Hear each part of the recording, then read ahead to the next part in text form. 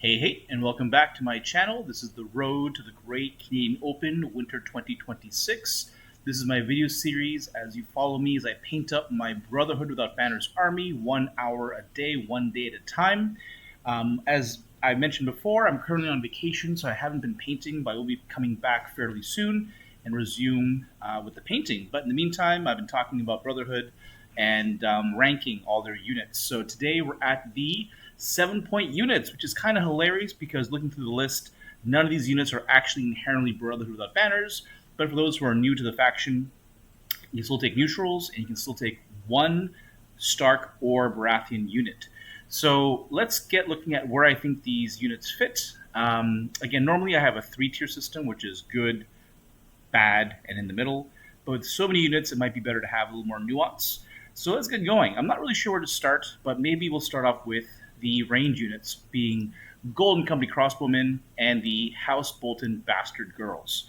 Now, I really like both units, I have to say. I'll start with Golden Company Crossbowmen first.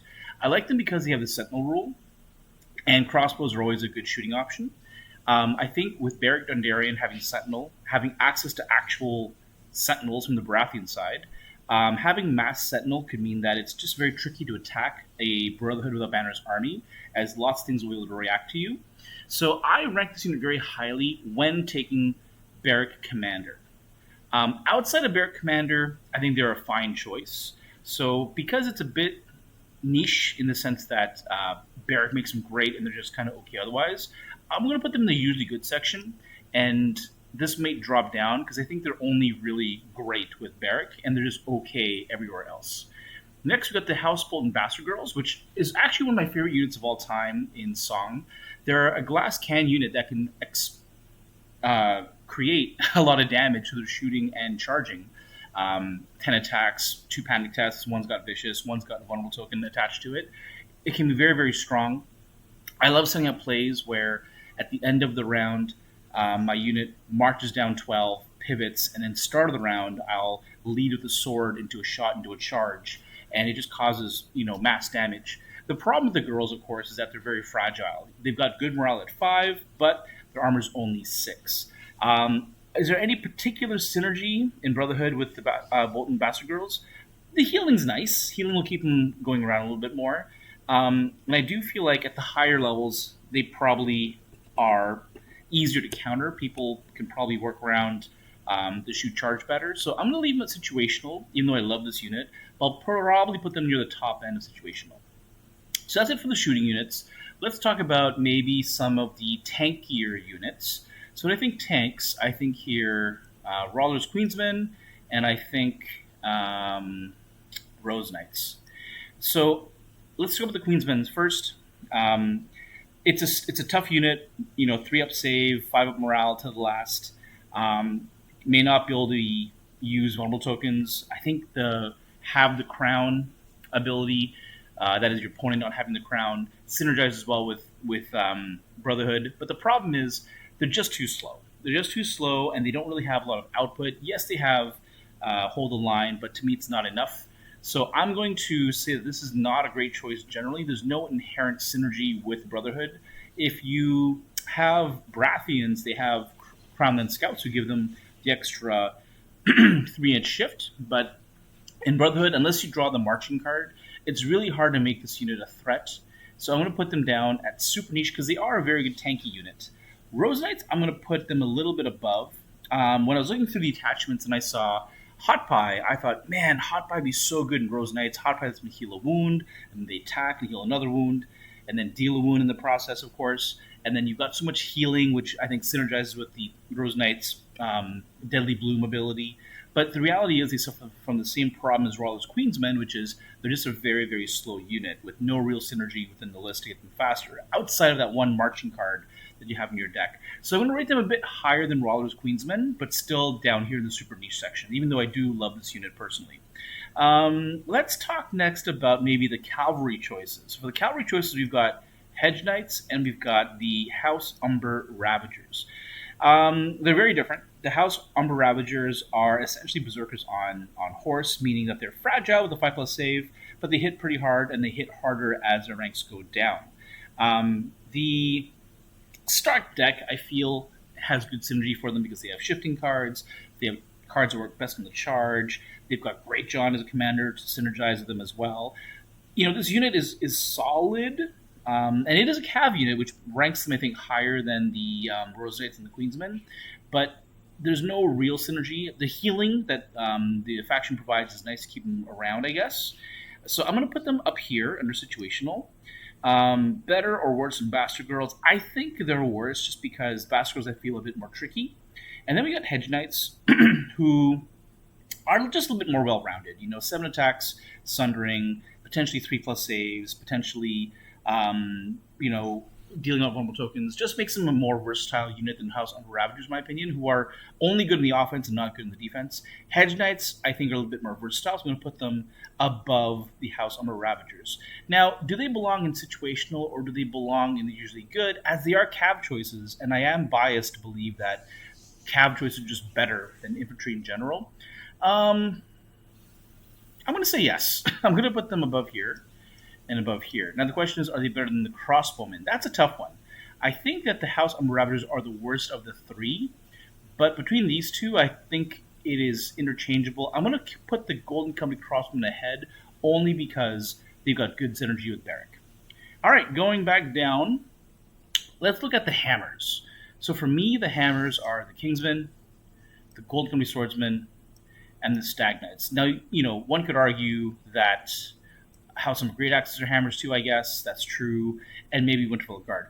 Winterfell Guard, I'm going to tell you right now, I rate them pretty badly because one of their rules, which is get a discount, I feel has anti-synergy in this faction because the faction already has 5 points of attachments. So I think they're actually going to be a terrible choice. I don't see a reason to take them. Their stats aren't particularly amazing. The rules aren't particularly great, in my opinion. And their other rule is just completely useless, in my opinion, because you just won't be spending 6 points in attachments. Especially when you only have, assuming you're taking Winterfell Guard in a 4 combat unit list, but you may not be, so that's maybe a bit harsh to say. Between the other 4,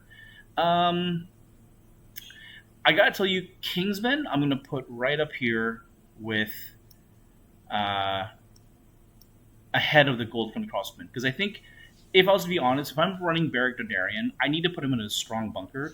Even though they're infantry, I think that's the best unit you can take. So I'm gonna put them in usually good and not strong, only because, again, they are a good all-round choice, but they're particularly good with Barrack Commander or Barrack Attachment as well. So Barrack Attachment, I realized, if you take Thoros Commander, gives you +2 attacks, plus a kind of last stand kind of an attack as well, which is +2 attacks. +2 attacks on any unit that has critical blow, being Gold Company Swordsmen and Stag Knights, is very, very good.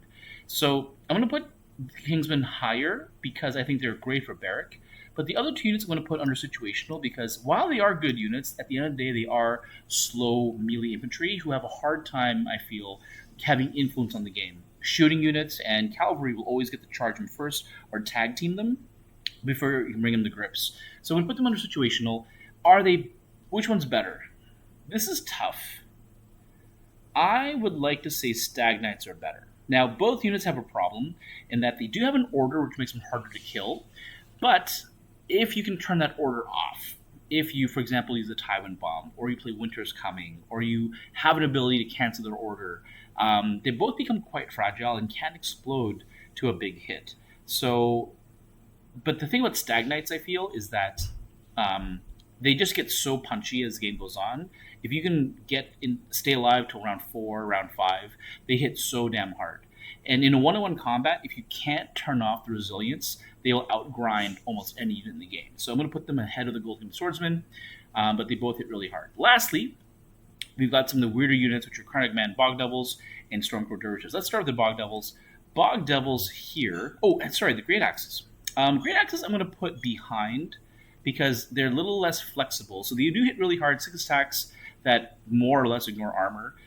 Is good in a cav, good in a hard-hitting, hard-armored troops. The problem is it's not always useful because some units already have bad saves. And unlike the Stag Knights and Gold Company Swordsmen who have a defensive ability, the Umber Great Axes don't. And unlike a Stark list where you have Great John with Lash Out and Last Stand, etc., there's no real comeback mechanism for being low ranks. So I'm going to, besides the healing, of course, from Brotherhood Without Banners in general. So I'm going to put them behind the other two units. So lastly, we've got the Bog Devils and the Stormcore Dervishes. Bog Devils are actually a really cool unit, very tricky unit because they have the uh, Scout Openings rule. It gives them synergy with other units as well. The only problem is, as a 7-point unit, I don't want to pay 7 points for essentially a support piece. Now, if you can throw down tokens, they gain more value, but I don't know if there's a lot of ways to do that. Like maybe Ghost of High Heart, but it is tough. Like there is some synergy. I just don't think overall the Brotherhood has a lot of synergy. So they're a good unit in the Stark army, maybe, and even then it's questionable. Most people don't play this unit. I think they're even less so. So I'm going to put them below into the terrible choice option because I just don't really see where I would ever use this unit. But I would rank them above the Winterfell Guard. And lastly, with Stormcore Dervishes, we're just a solid unit. Again, I think in the hands of a good player who knows what he's doing, the movement shenanigans you can do with Swift Strike or that rule, whatever the rule is, where you can hit and flee out, is really cool. And the ambush is strong. The morale 5 is strong. That's also all good rules, but at the end of the day, it is just 7 naked attacks, and there's no way to enhance that. So I'm going to put them either bottom of super niche because they don't really have a role in this faction, and there's no way to enhance their hitting power, or I'll leave them here. I think they have more use than anything else because they are just tankier than Cardamom Bog Devils. So I think that's worth something. All right, so I think I'm going to leave it at that, folks. So that is for 7-point units. Let me know what you think, and let me know if you're still working on stuff. Are you still painting? Are you working on something? How's your progression been? And hopefully you'll get to see me soon paint. And let me know if you like this kind of content, and maybe I'll make some more. So thanks for listening, folks. Have a great day, and I'll see you next time. Bye-bye.